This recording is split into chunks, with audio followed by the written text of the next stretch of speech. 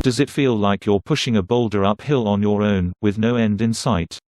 You've worked with the business stakeholders who have agreed the need to change, you've gone away and the team has put together the designs of a future operating model that meets the objectives and produces a leaner, more efficient organization, and a seamless experience for the customer, reduced bottlenecks, reduced handoffs, improved response times to queries, handled and resolved issues at the first point of contact, not the 10+ it used to take.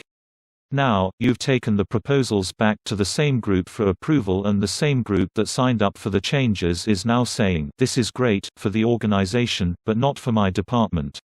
Unquestionably, COVID-19 has brought forth a wide number of difficulties for all the sectors in the world.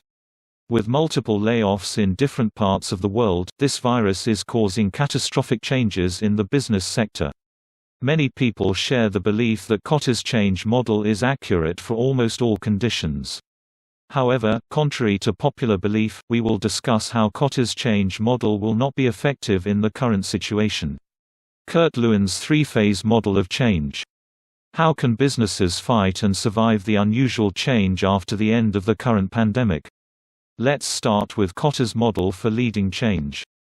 Cotter's 8-step process for leading change. The modern leadership and change management guru, John Kotter, introduced his 8-step change model in his book Leading Change in 1995.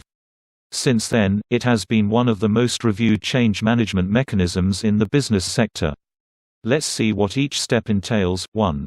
Create a sense of urgency. The first step in creating and accepting change is for the company to really want it. Developing a sense of urgency means that the company needs to have a surrounding environment that encourages change. It helps in instilling motivation in the employees. 2. Build a powerful coalition. The importance of convincing people that change is necessary is a key part in the process.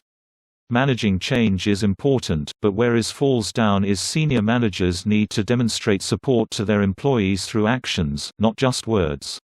3. Form a strategic vision. It is only natural to identify a range of different ideas and solutions when you first think about change.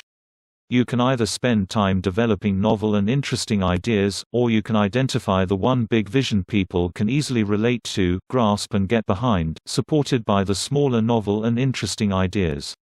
4. Communicate your vision. Creation of a vision is an important step, however, its realization is the determining factor whether your change or transformation is a success or failure in the entire process. The creation of the vision is not the end product, it is merely only the beginning. Repetition is the mother of all learning, which you have to do with the vision. The vision needs to be stated, and reinstated frequently, in order to keep the people motivated. 5. Enable action by removing barriers. Despite best intentions, very few, if any, change campaigns complete without some form of resistance. It is safer to say, you should expect resistance. The biggest resistance is not from the technology or process you are changing, it is people. People by nature are adverse to change, so knowing this, you should prepare yourself and your team in advance. 6. Generate short-term wins. The journey to success is often not an overnight even, but one that takes months or years. So how do you maintain enthusiasm and motivation over long periods and keep morale high? In order to improve the morale of your employees, your company should give the employees a taste of victory both early in the change process, but constantly throughout the process. 7. Sustain acceleration. According to Kotter, many change campaigns fail because people think they have achieved victory too soon. In order to achieve real change, you need to remain in the long haul. Although quick wins are necessary to keep yourself motivated, long-term change requires a large number of short-term wins to create real change. 8. Institute change. Lastly, all your efforts to create change need to stay with the company long after successful implementation. This is about creating a new culture, a change culture. These new behaviors should become a necessary part of the core of your organization. Disadvantages of Cotter's change model. Cotter's model is a top-down approach. The disadvantage of this approach is that it fails to include everyone in the co-creation of the vision.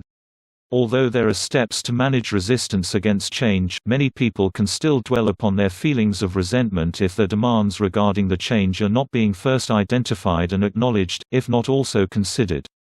The steps seem a bit mechanistic. Organizations consist of communities of people that need to be dealt with flexible strategies in order to effectively cater to their needs. None of the steps can be skipped from the model. The entire procedure demands a great deal of time. Looking at the current situation, this is exactly what most businesses lack right now. We need quick solutions to target the inefficiencies and get back on track.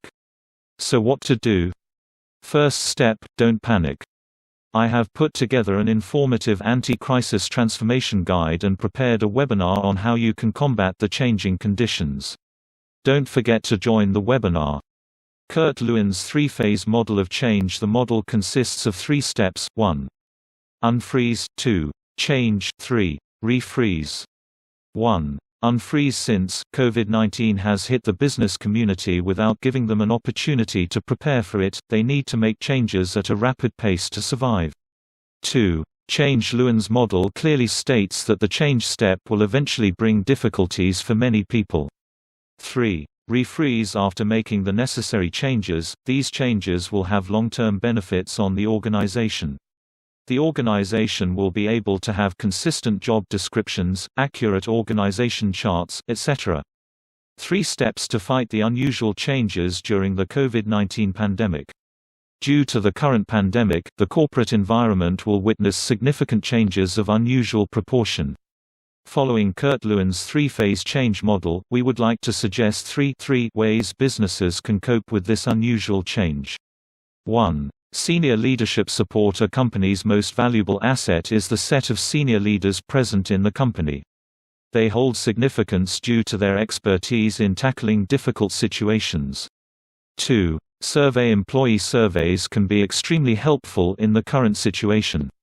The reason is that COVID-19 has completely stumped companies on how to cope with the changes in the global market. 3. Communication. Seamless and synchronous communication is integral in implementing a change model. The leaders of your organization need to implement proper communication channels among the employees and management to ensure they are aware of the effects of change in the company. I hope you found great value in this video. Let me know what you would think and would like to see next in the comments below.